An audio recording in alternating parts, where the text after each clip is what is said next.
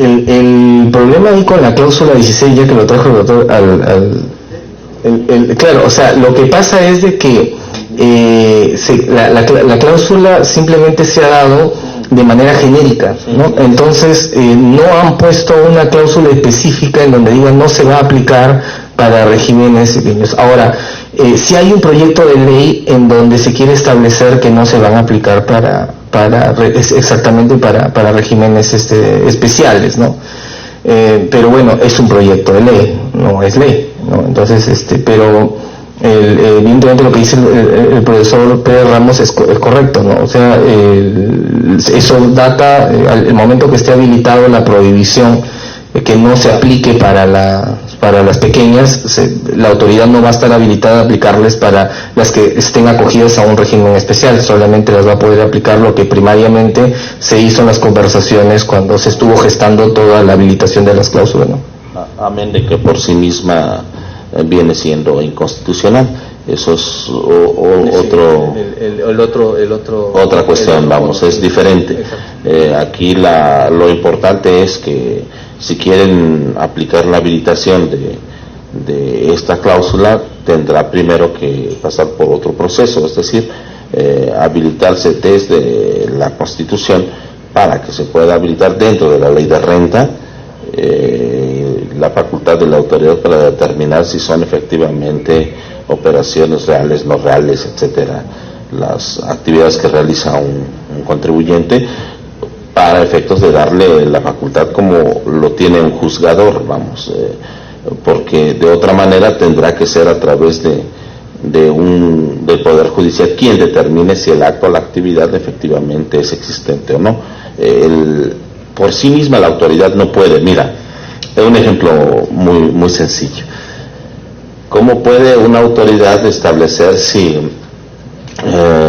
una obra, una construcción se llevó determinada cantidad de materiales o no?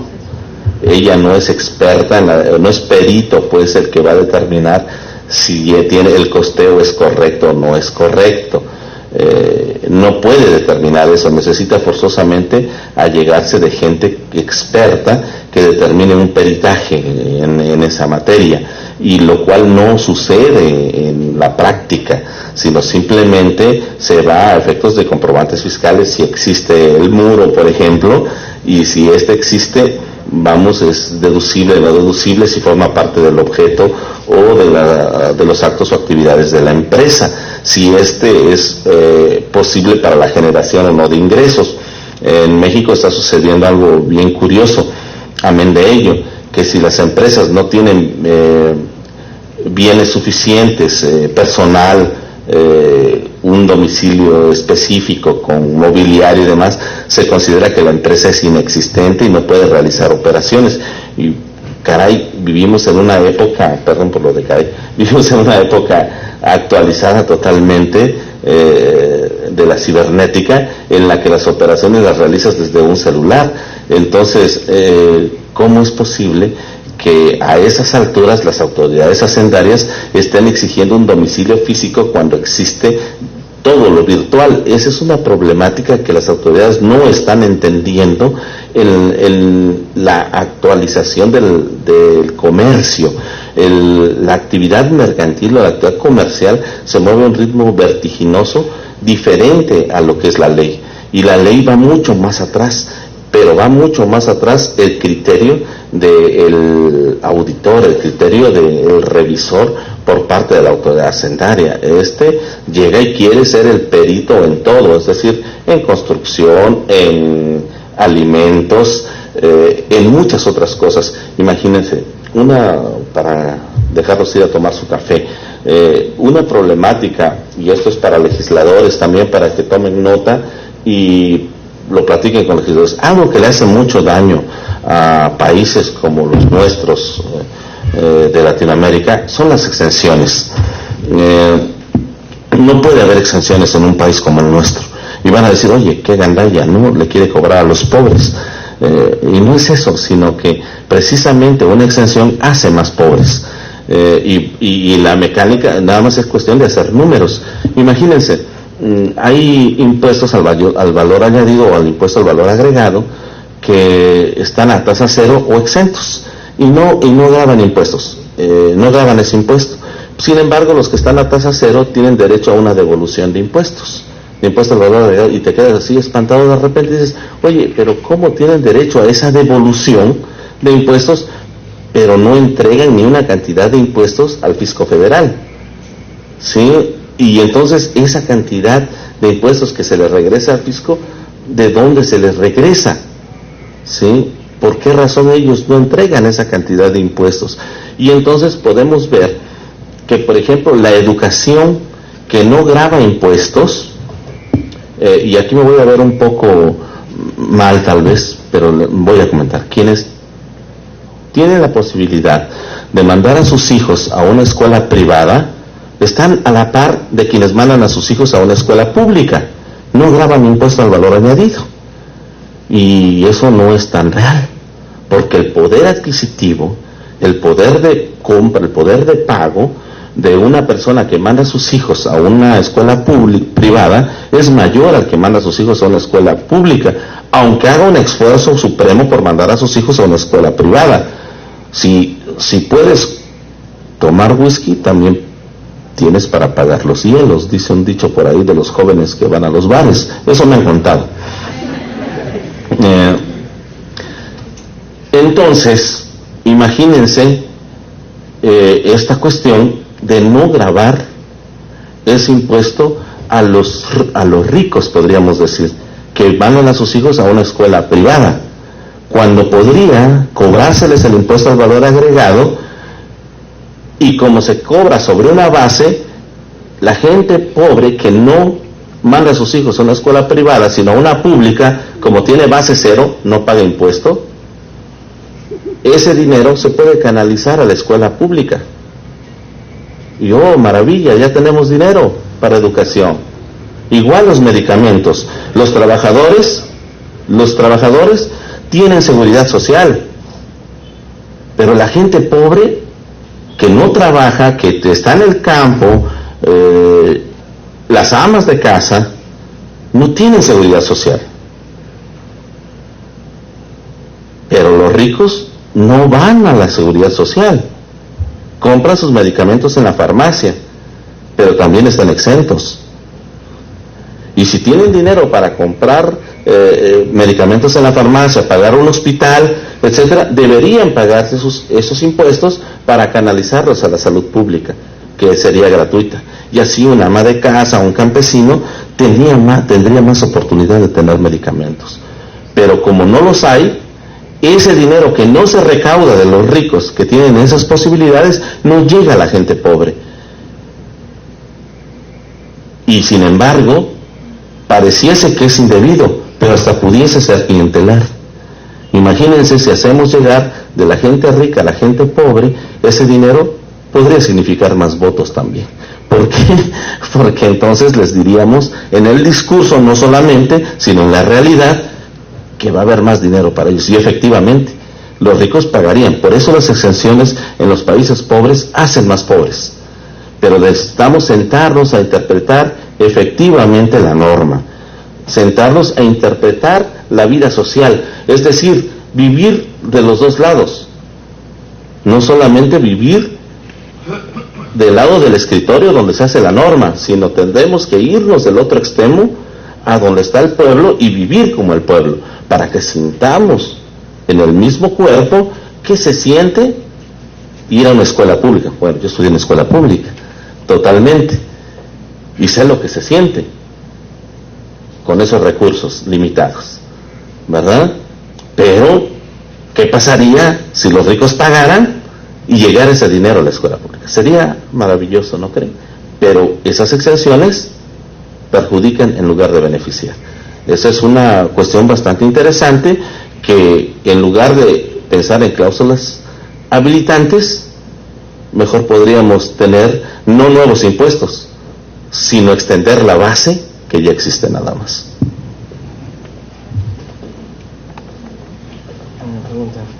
Bien, muchísimas gracias a los expositores. Los invitamos, por favor, vamos a hacer un pequeño receso de 10 minutos. La última. Hermanos y familiares en el extranjero. Le doy un caso puntual en Estados Unidos. hermanos, nuestros cholos, nuestros peruanos, se sienten gloriosos o se sienten, no sé, parte de ese país pagando sus impuestos. ¿Y por qué nosotros no sentimos acá lo mismo? Porque ellos tienen otras cosas que el Estado les da a cambio, que nosotros no lo sentimos ni lo vemos acá. Si nosotros o la SUNAT no logra cambiar ese chip dentro de nosotros, porque el chip está dentro de nosotros, un ente sancionador, yo soy contador, yo le digo, la SUNAT tiene un ente sancionador, no orientador. Si nosotros, a todos los fiscalizadores y a nuestros colegas que están esperando 12 de la noche, a ver, declaró Anaís, no, ¡pum!, notificación, su multa, vamos, ¿quién es fulano?